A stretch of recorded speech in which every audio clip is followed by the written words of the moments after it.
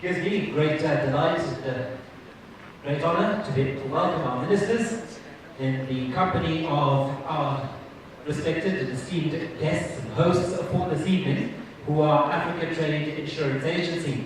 Thank you very much for your support. So without further ado, allow me, if you will, to invite to give us our welcome remarks the Chief Executive Officer of ATI, Mr. George Otieno. Honorable Minister of Finance, Honorable Ignatius Chombo, Honorable Minister of Trade, Honorable Mike Bima, Governor of the Reserve Bank of Zimbabwe, Dr. John Magundia, ambassadors here present, ladies and gentlemen. I would like to take this opportunity to welcome you to the official launching of ATI activities in this great nation. ATI was established in 2001 by 7 member countries, COMESA countries, with the technical and financial support of the World Bank. We now have 13 countries, including Zimbabwe. I would like to take this opportunity to thank all those who made this possible, particularly Honorable Mike Bima, who has tirelessly worked very hard to make sure Zimbabwe joined. I think it's taken almost 8 years, but his efforts are well deserved. ATI main products are political risk, insurance, and trade credit.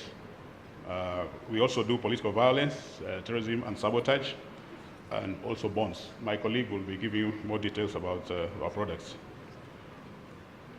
We've already done, this launching today was just official, but like I said, ATI, Zimbabwe became a member last year, I think September or thereabout, so we have about a year.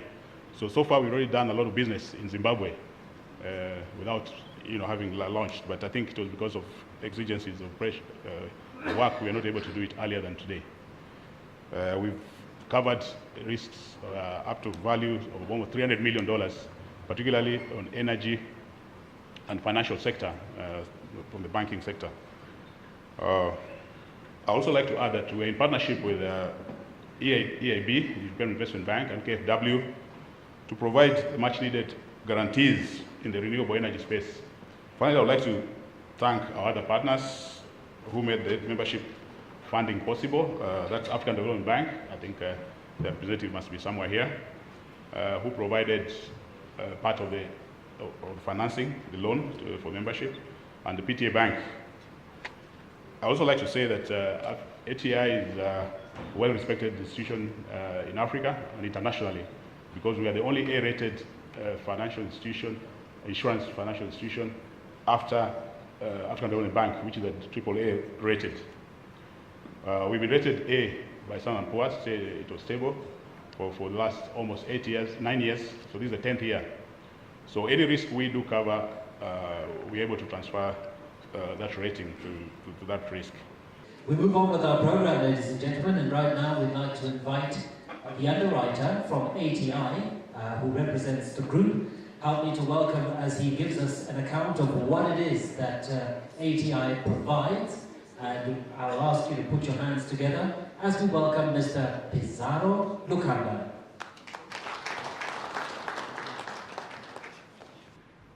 My duty this evening is just to take you through what we do.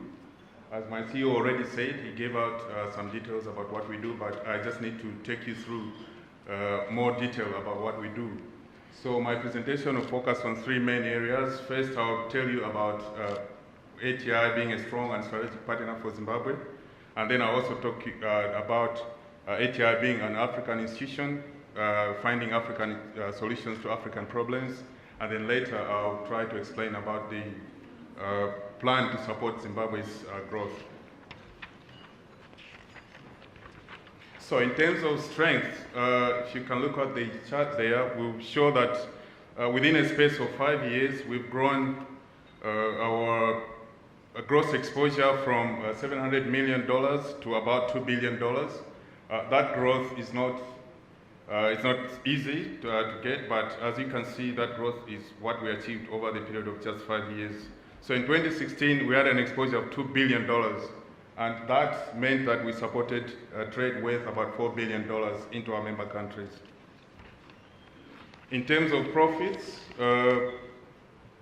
we've had record profits over a period of 5 years. You can see that in 2012, we had a profit of only $600,000, but as of end of 2016, we had reached a profit of $6.4 million US.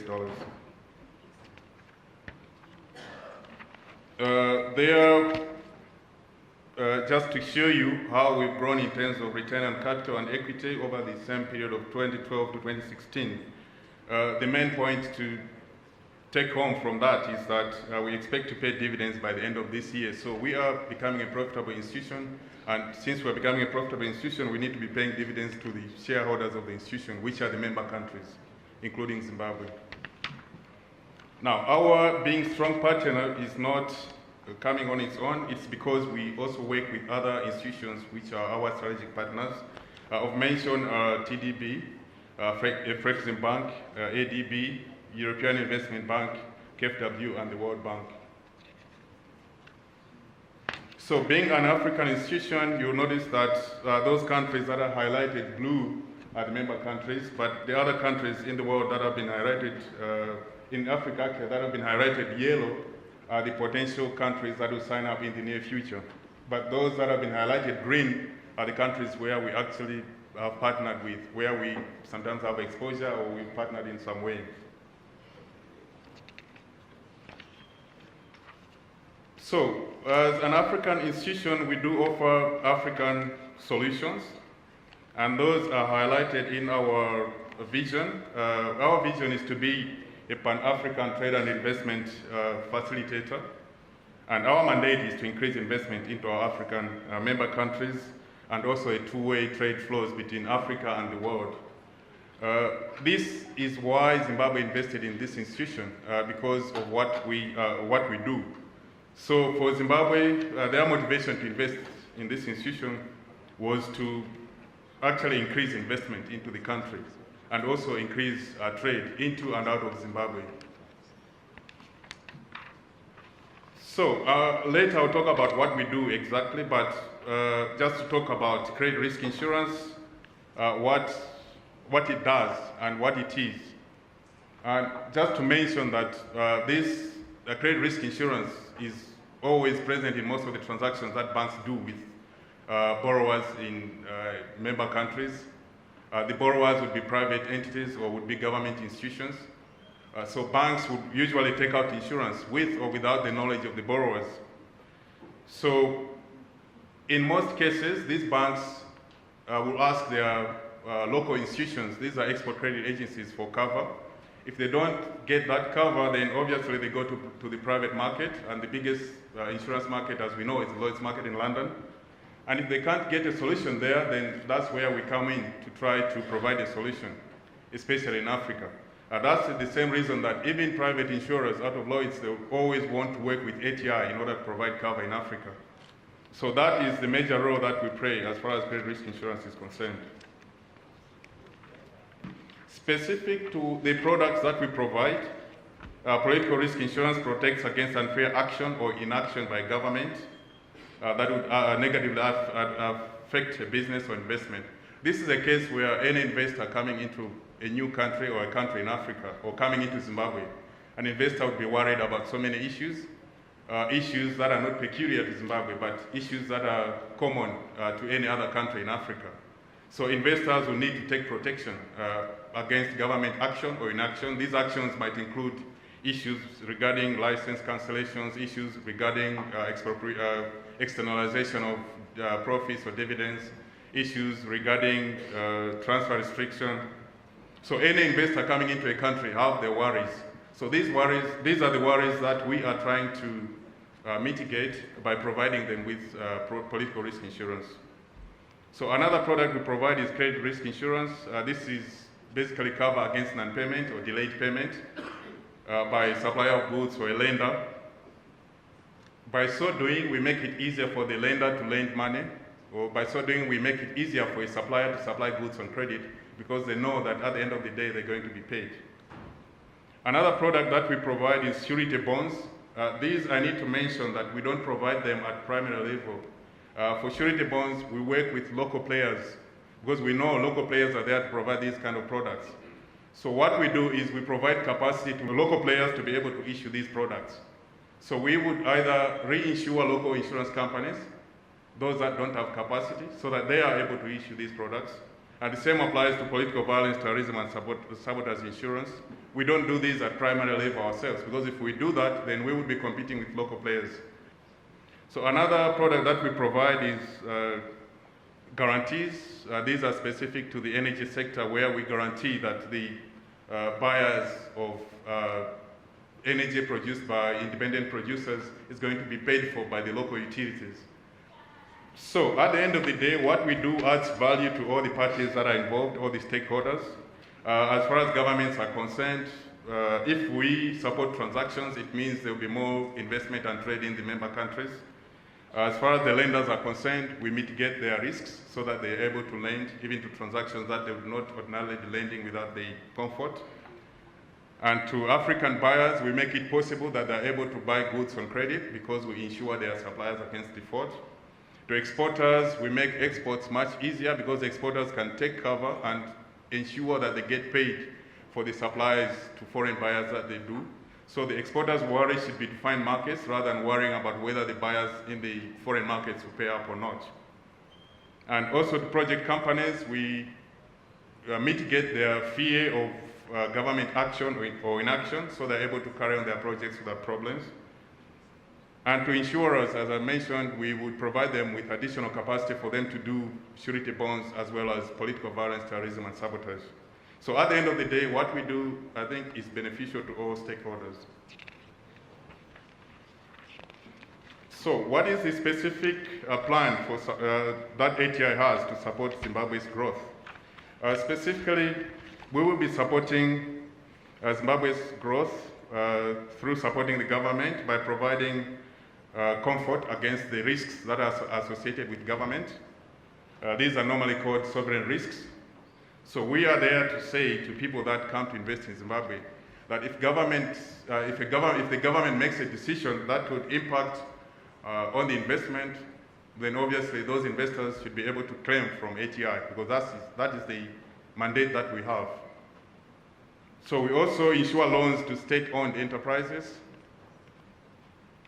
and we also provide alternatives to sovereign guarantees. You know, for most of the government projects, lenders will be asking for sovereign guarantees.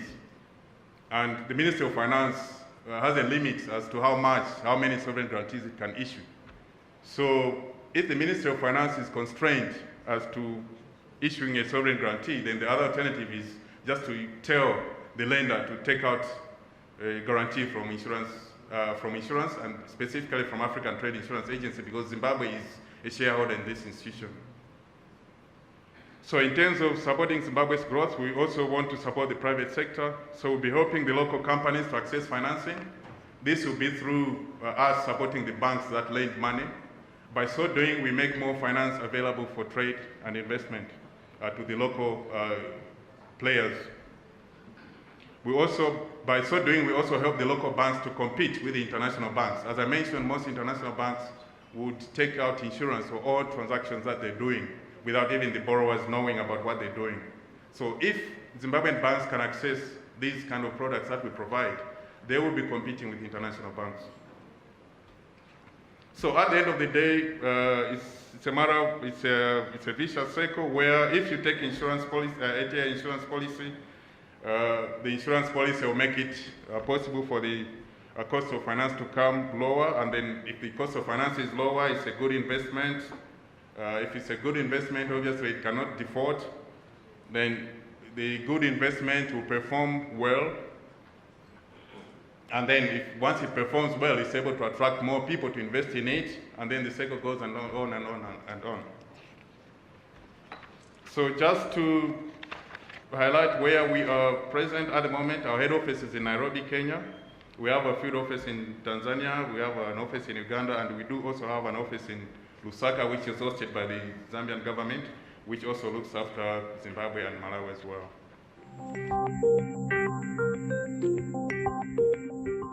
I'm extremely excited about the milestone achievement we are announcing and launching today. Zimbabwe's membership to the African Trade Insurance Agency, ATI. Indeed, a journey of 1,000 miles starts with one step. I was privileged to be part of the very first step that we took in 2009, which has now resulted in Zimbabwe acceding to the ATI agreement and becoming a full member of the regional multilateral institution that facilitates international and intra-regional trade and investment on behalf of African member states through the use of insurance, reinsurance, co-insurance, guarantees, among other financial instruments. The process of Zimbabwe's accession to the ATI would not have been smooth had it not been the tremendous support rendered by the ATI, which has consistently invited Zimbabwe to attend its annual general meetings as an observer since 2009. I personally attended a couple of these meetings. As a result of these continual engagements, Zimbabwe pushed through its membership. Zimbabwe applied to join ATI in September 2010, and by November 2010, the application was approved at the 9th board meeting of ATI, subject to the fulfillment of membership conditions, including the ratification of the ATI agreement. We pushed the ratification of the ATI agreement through Parliament, and His Excellency President Jim Mugabe signed the instrument of ratification in 2015. In July 2016, Zimbabwe paid the required minimum capital contribution to the ATI and signed the participation agreement in September 2016. As Ministry of Industry and Commerce, we look forward to fruitful membership and Zimbabwe companies and potential investors to make use of ATI insurance services in our quest to promote Zimbabwe's trade with the rest of the world and attract FDI into this country. It is a great honor for me to be part of this important occasion of the launching of the African Trade Insurance Agency in Zimbabwe.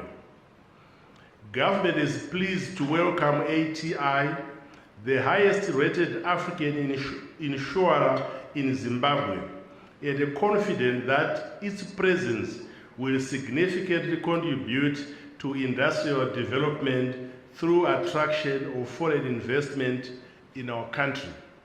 To this end, I would like to acknowledge the work of my predecessor, Honorable Patrick Chinamasa, who initiated the membership process.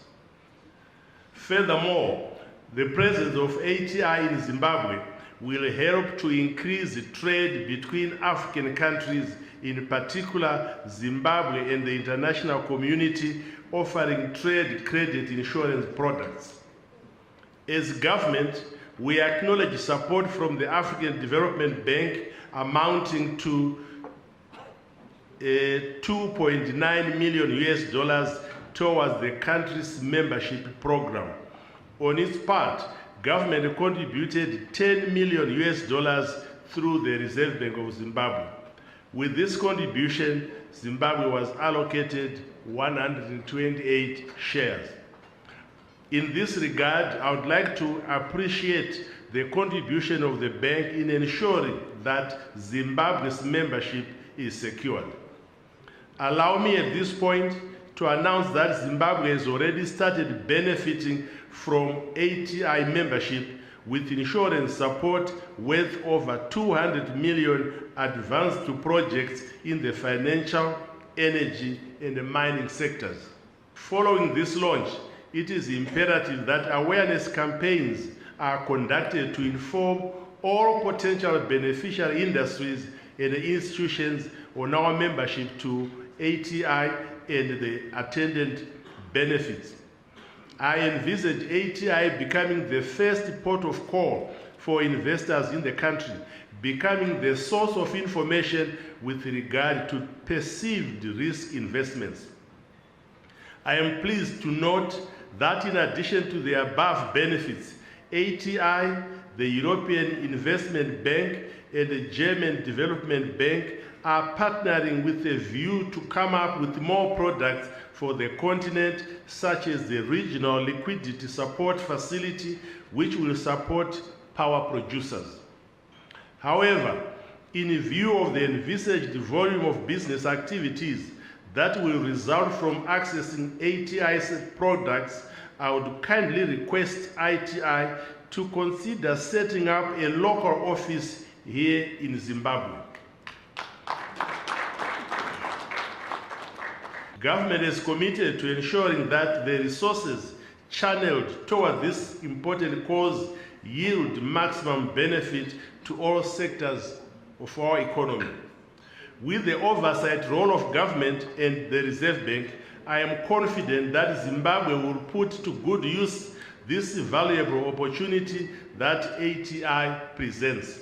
Finally, I would like to thank all participants gathered here today who have taken time off their busy schedules to grace this important occasion. Thank you. I have a very humble mandate which has been extended to me, which is to give a vote of thanks to the government of Zimbabwe,